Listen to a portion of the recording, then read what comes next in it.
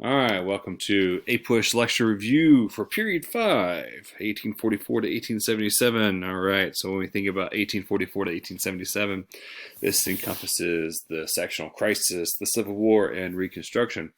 All right, with 1844 being the election of James K. Polk, our imperialist president who takes the Mexican cession all the way through 1877, and the Compromise of 1877 that ends military reconstruction and is the Republican kind of betrayal of Reconstruction. So let's get into it. Let's see how it goes, and yeah, let's get ready. When we talk about period 5, we always start with sectional crisis. Well, what causes the sectional crisis? It's the manifest destiny and the expansion of the United States into these massive areas of the world, especially the creation of the American empire that stretches from the Atlantic coast to the Pacific coast. All right, now what's drawing Americans out westward? Well, a lot of things are drawing Americans out westward. The desire for mineral wealth. You see the gold rushes in California, in Colorado, in Nevada with Pikes Peak and Comstock Lode.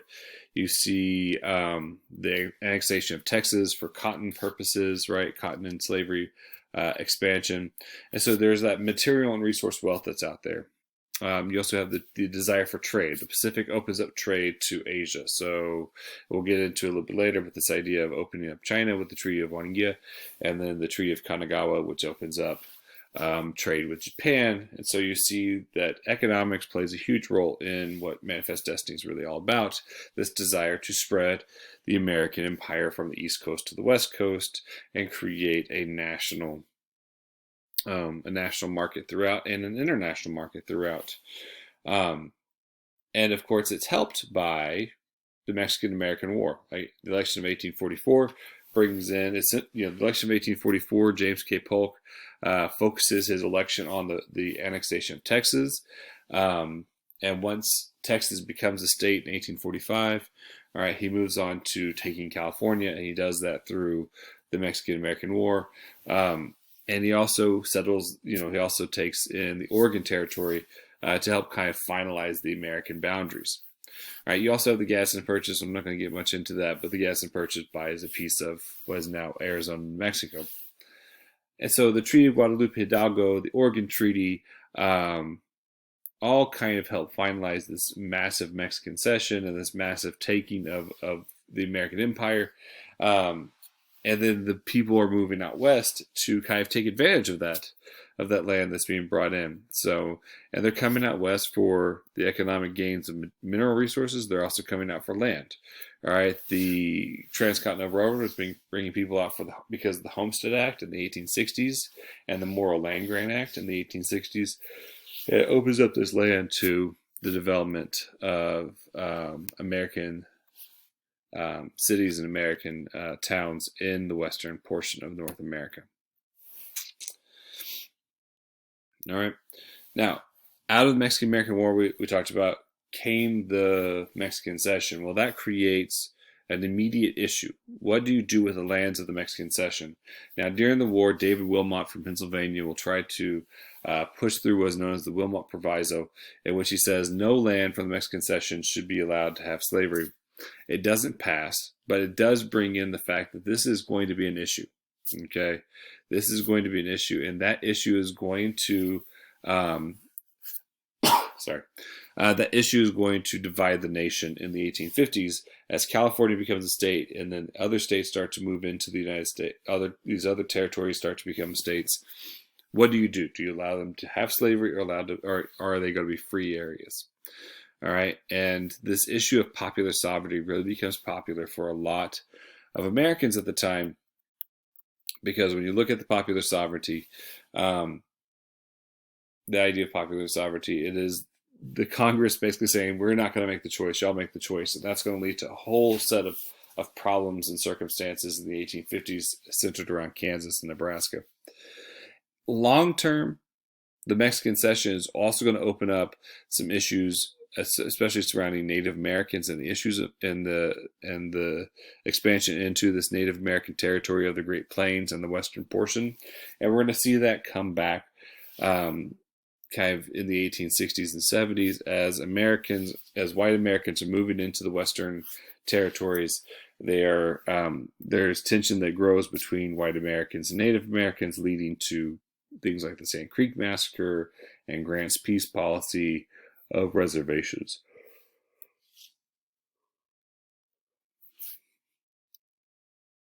Now, like I said, the Mexican Cession was really about the most immediate issue that came out of it is the issue of slavery.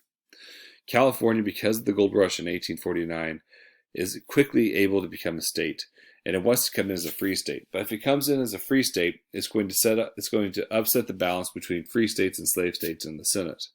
And so, in a compromise known as the Compromise of 1850, the U.S. Congress attempts to stop a civil war from happening. Basically, California is allowed to come as a free state. Arizona and New Mexico will come in with popular sovereignty, this idea of popular sovereignty, and there will be a much stronger and more enforced Fugitive Slave Act, and that's going to create all sorts of issues. All right, all sorts of issues. So when you look at it, how is Congress dealing with the issue of slavery in period 4 and 5? Well, in period 4, you have things like the gag rule. Well, by period 5, by the 1850s, they get rid of the gag rule. They understand, and for those of you who don't remember, the gag rule is a rule that Congress passed in which it said we cannot debate slavery, that there will be no debates over slavery.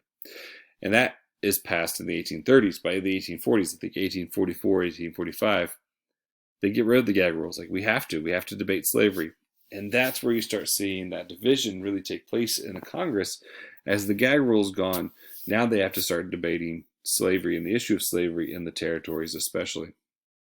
Now, they come up with a whole lot of different options. The Compromise of 1850, the idea of popular sovereignty. But no matter how you slice it, this issue just keeps coming up because slavery is such a basic economic need in the minds of white Southerners.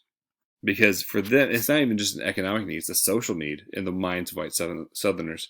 They see slavery as the basis of their way of life, and the slave cotton system as the basis of their way of life. So if that's the basis of your way of life, and you feel like the northern states and the northern congressmen are threatening that, you become defensive and act violent. And that's what we see, right? The pushing of the Fugitive Slave Act and the movement into northern states to try to take, former enslaved African Americans and bring them back to the South is a very violent act.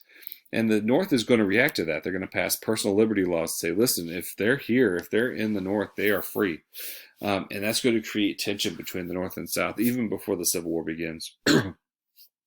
Congress also tries to deal with this issue by passing the Kansas-Nebraska Act, trying to establish, Nebraska as a free territory while Kansas would be a slave territory. And that just devolves into Bleeding Kansas and early fighting between slave forces and free forces. Finally, in the Dred Scott decision, the federal government under the Supreme Court attempt to finalize this conflict, right? The Supreme Court in the Dred Scott decision argue that enslaved African Americans are property and property is protected, therefore slavery is allowed everywhere. And with that ruling, basically the Supreme Court has said, abolitionists, you have no other option other than to change the Constitution. And if you're going to change the Constitution, you have to have the president, you have to have the Congress, you have to have the power. And you're going to see the abolitionists kind of swell in an attempt to end this, and that's going to create fear and tension and anxiety and violence from the southern states, and we'll see that break out in 1860s. One other thing before we move on into the actual Civil War about the 1850s is the continuation of this movement of the Irish and the Germans into the United States, and how that plays into, and what you see is the development of the Know Nothing movement and the American Party, these nativist groups that try to stop immigration from Ireland, especially Ireland, into the United States. And really that's all tied in. All right, they seem kind of separated now, the way that we talk about them. But people who are part of the Know Nothing Party are also going to be racist, who also like slavery. There's a belief in the superiority of Protestant Western Europeans, and anybody who's not a Protestant Western European in the Know Nothing movement American Party mindset is inferior. So, and that encompasses pretty much 90% of the world. So, or whatever. So, this becomes an issue now. Immigrants like the Irish will come together and they will create Catholic communities. They'll create parochial schools, which would be Catholic schools. And the Catholic school system is one of the largest school systems in the United States. There's Catholic schools everywhere, and that was in reaction to this nativism that they encountered as they moved into the United States in the 1840s and 50s. Now, as far as abolitionism and its evolution in the 1850s. Really, when you look at it, the North is expanding, it's industrializing, it's focusing on manufacturing, and the South is starting to stagnate. They don't notice it yet. In the 1850s, they think cotton is going to be king. They call it King Cotton. They think it's invincible to the economic ups and downs of the market. But Hinton Helper understands it. Hinton Helper, in his book, The Impending Crisis of the South, says, listen, the South has to become more dynamic and focus more on free trade and more on free labor if it's going to start competing with the rest of the world. The world is moving towards industrialization and manufacturing, and the South is falling behind. Beyond that, the abolitionist movement in the South South and North is evolving because it's becoming much more radical. In the 1850s, versus if you look at the 1830s and 40s, the abolitionist movement is still caught in that kind of, gradual versus immediate, issue. By the 1850s, it's become radicalized because of the Kansas-Nebraska Act, because of Dred Scott. The abolitionist movement becomes much more radical, and you're going to see that radical nature come out in The Liberator. You're going to see it come out in Harriet Tubman and her exploits in the Underground Railroad. The publication in 1852 of Uncle Tom's Cabin is going to create even more abolitionists around the country. And John Brown, I think, is the perfect example of the radicalizing of the abolitionist movement, as he sees the only way to stop this evil that is known as slavery, is through violence. And so in Kansas at the Pottawatomie Creek Massacre, and in Virginia at the raid on Harper's Ferry, John Brown is going to commit violent acts in the name of stopping slavery. Okay. Now, the issue of slavery will not only divide America socially, but it will divide America politically. The Whig Party, unable to come up with a coherent and consistent response to the issue of slavery, will die in 1852. And then in response to the Kansas-Nebraska Act, a new party will take its place, and that's the Republican Party. The Republican Party, early on headed by John Fremont, will later find its real leader in Abraham Lincoln. And Abraham Lincoln will take the Republican Party and really kind of move it towards a free soil ideology. When we talk about Abraham Lincoln, was he racist? Yes. Did he believe that African Americans were inferior? Yes. Did he want to end slavery in the entire country? No. He did not want to end slavery early on, right? And this is the thing is important to understand. Abraham Lincoln is a free soiler. Free soilers believed that slavery should be left where it is in the South and should not be allowed to go into any new territory. And really, in many ways, that is the platform of the middle class white American, is what the Free Soil Party is. All right, you're not radical either way, but you're just like, listen, it stays there, and then we'll just, no more slavery anywhere else. And Lincoln's going to make his name with this platform in the Lincoln-Douglas debates of 1858, as he runs for Senate against Stephen Douglas, who is a Democrat. And it's during these debates that Lincoln starts to really kind of declare himself as a national politician who can run on a moderate free soil platform for the Republicans. He's going to lose the Senate race in 1858, but that's probably for the better, because by 1860 he's able to take the Republican nomination for president, and he'll win. And partly why he wins is what's known as the Freeport Doctrine. In the Lincoln-Douglas debates of 1858, Lincoln got Douglas to admit that Dred Scott, the decision of the Supreme Court that had been revered by the South, the Dred Scott decision, the Southerners loved Dred Scott. They thought it was the best decision ever. Stephen Douglas in 1858, in a statement known as the Freeport Doctrine, will say, Dred Scott doesn't matter. It's all about popular sovereignty, right? If a territory wants slavery, they'll protect it. If they don't, they won't protect it. And by saying that Dred Scott doesn't matter, Stephen Douglas alienates a huge power base for the Democrats in the South. And it's going to help divide the nation enough for Abraham Lincoln to win the election of 1860 and become president in 1861.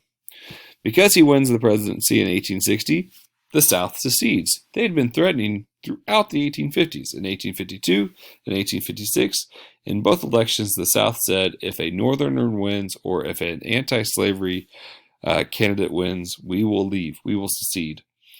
And as soon as Lincoln wins in 1860, that's exactly what South Carolina does. And it'll be followed by 10 other states. Okay, and this is the secession crisis of 1860. This is one of the reasons why James Buchanan is seen as such a terrible president, because he allows basically, 7, 8 states to just leave without any repercussions. As Lincoln comes to office, the Congress is debating a compromise known as the Crittenden Compromise. And the Crittenden Compromise, the basics of it is that it wants to take the Missouri Compromise line, 3630, that line at the bottom of Missouri, and just stretch it across the United States and say anything below that line is slave, anything above it is free. And Lincoln says, no, we're not compromising. Remember, he's a free soiler. He doesn't want any slavery in any new territories. So he says, no, we're not compromising on this. And instead, he starts maneuvering the United States and the American military into provoking a Southern attack. At Fort Sumter, he provokes the Southerners to attack, and that begins the Civil War. Now, when we look at the mobilization of the Civil War, both sides have a mobilization issue. For the South, it's about getting people. Right, the South has very few people compared to the North, and they need as many. So you're going to start seeing. So they're going to pass the first Conscription Act in 1861-62 to fill their armies. So basically, they're drafting earlier than both, right? Which really eats away at this idea that they're a passionate army that volunteers who are just fighting for states' rights. No, they had to force people to go and fight for this war. All right. In the North, you're going to see the Conscription Act come in 1862. But before that, you also see Lincoln kind of expanding federal power. He'll suspend habeas corpus in order to keep the middle states in. You see the Republicans who are now in control of Congress pass a larger tariff and a currency act and a national bank act in order to create a financial system to pay for the war. And they're going to start enforcing a draft, and the draft is going to have a lot of issues, right? If you're rich, you could pay $300 to get someone else to take your spot. And this is going to lead to draft riots in places like New York City that are going to last for days and kill hundreds of people, especially African Americans. All right. You also see in the North a very divided population. You have Copperheads, these kind of pro-Southern Northerners who actively worked to stop the war and help the Confederacy. You see pro-Confederate, activists in the North known as the Order of the Sons of Liberty. So you have these kind of divisive elements in the North. You also have those elements in the South. You have the entire Appalachian region who say, no, we don't want to fight for these rich planter aristocrats. And that's how you get the state of West Virginia in 1863. They split off from Virginia and say, we're not going to fight for them. All right. Now, as far as militarily concerned, I mean, we can't go through all the military of the Civil War. Understand that the North is going to win because it has better resources and eventually better officers. And I think that's a misunderstanding. Everyone's like, well, the South had better officers. At first they did. The North will have better officers by the end. And that's that's the big change that happens over the 4 years of the war. So the North begins with the Anaconda Plan, basically cut off the South and squeeze it to death. But it doesn't really work until Antietam, when Antietam is going to be the big turning point, because with Antietam, Britain and France stay out of the war.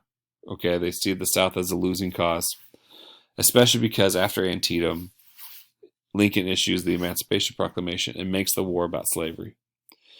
Now you're sitting here saying, well, Mr. Zuber, didn't slavery cause the war? Yes, slavery caused the Civil War.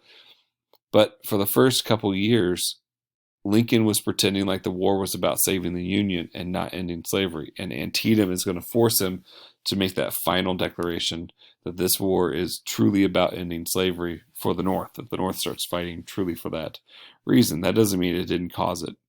The slavery was the cause of the Civil War in every way that you can imagine. Okay, but Antietam is going to be that final pushover for Lincoln. Other major turning points: Gettysburg and Vicksburg, which is going, Vicksburg is going to cut off the western portion of the Confederacy and the Mississippi River, while Gettysburg is going to end the South's ability to be kind of an offensive machine. Instead, they have to go on the defensive the entire time. And then it's after Gettysburg they see the promotion of Ulysses, and Vicksburg they see the promotion of Grant and Sherman, and they are going to take war to the next level, into a total war kind of scorched earth policy that will end after Sherman's march to the sea and Grant's invasion of Virginia at Appomattox Courthouse, in which Lee surrenders to Grant. All right. When you talk about African Americans during this war, the first two bullet points are about the British. The British attempted to kind of mess around with this Civil War and help support the Confederacy, but they end that support after the Emancipation Proclamation because they cannot tell their people, who have been abolitionists since the 1840s and 50s, that they are going to support the slave side in the American Civil War.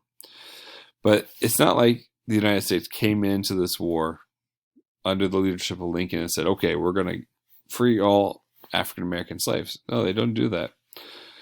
It was the enslaved African Americans who forced the American government to really make this about the ending of slavery.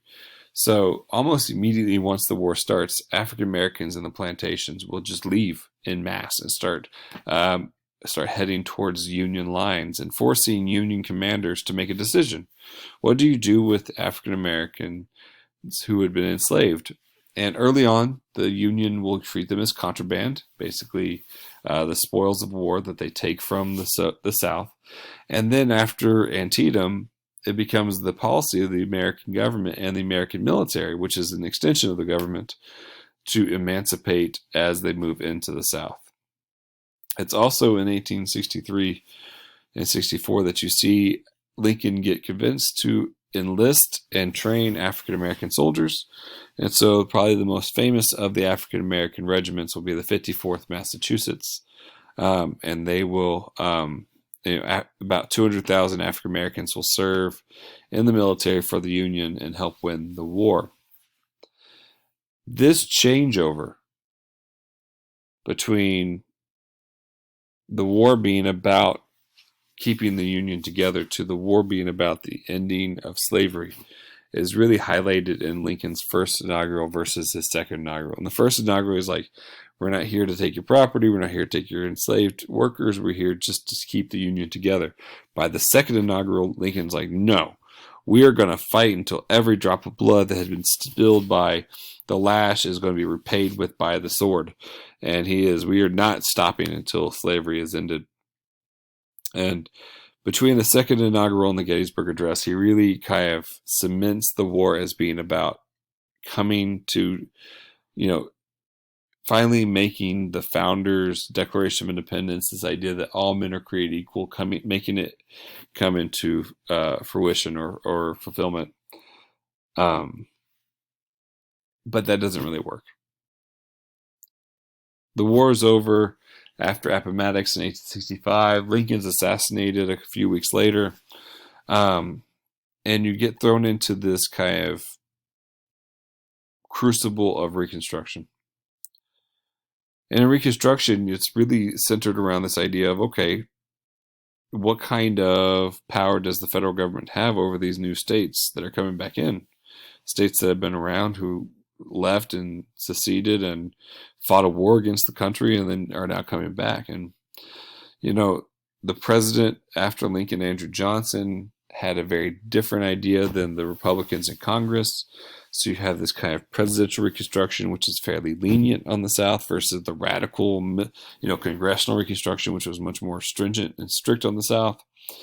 You have the U.S. government expanding its power with the 13th, 14th, and 15th Amendments under the radical Republicans. You see the creation of our first social safety net, a social welfare institution with Freedmen's Bureau. You see the South be put under military reconstruction in the 1860s by the radical Republicans. You see the first black congressmen and senators, and Hiram Revels and Robert Smalls. All right, and there won't be another black senator until like the 1990s after Hiram Revels. So just understand that that's a huge deal. And on the flip side of that, you also see the expansion of federal power with the Civil Rights Act of 1866 and the use of the Enforcement Acts under Ulysses S. Grant to get rid of the KKK. Because that's on the flip side. Like, with all that expansion of power from the federal government and the push to, make society equal, you have that reaction. You have the black codes early on, followed by the rise of the KKK and the Redeemer governments, who are all trying to stop African American equality.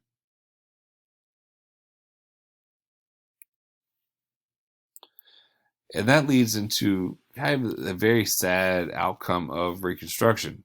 You have this moment when it could have been great, but because Republicans in the North and Democrats in the South refused to do the work and end racism, you see Democrats in the South take advantage of the situation. They owned most of the land, they had most of the power, they had most of the property, and they're going to enforce a series of black codes and eventual Jim Crow laws onto African Americans through intimidation and violence and the system, in order to keep African Americans subservient through sharecropping and tenant farming, forcing African Americans to be in these horrifically impoverished situations in the South. This is the Mississippi Plan that will eventually be turned into Jim Crow. All right. Ways that they did it, besides the impoverishing tactics of sharecropping, tenant farming, and crop lien, is they did it through voting. Right, the 15th Amendment gave every African American male the right to vote. So the South came up with poll taxes and literacy tests and grandfather clauses to make sure that African Americans couldn't vote. And when that didn't work, they used intimidation and violence through the KKK. They also pushed through laws in the South known as the Jim Crow laws that should have been declared unconstitutional based on the 14th Amendment. But the national government, the Supreme Court, by the 1870s and 1880s, basically said, nah, it's fine. And by 1890, the court case of Plessy versus Ferguson, the Supreme Court declares that segregation is legal as long as it's separate but equal. And so by 1877, really, the end of Reconstruction has shown to be a failure. That Reconstruction did not bring equality to the South or to the North. All right. Happy studying.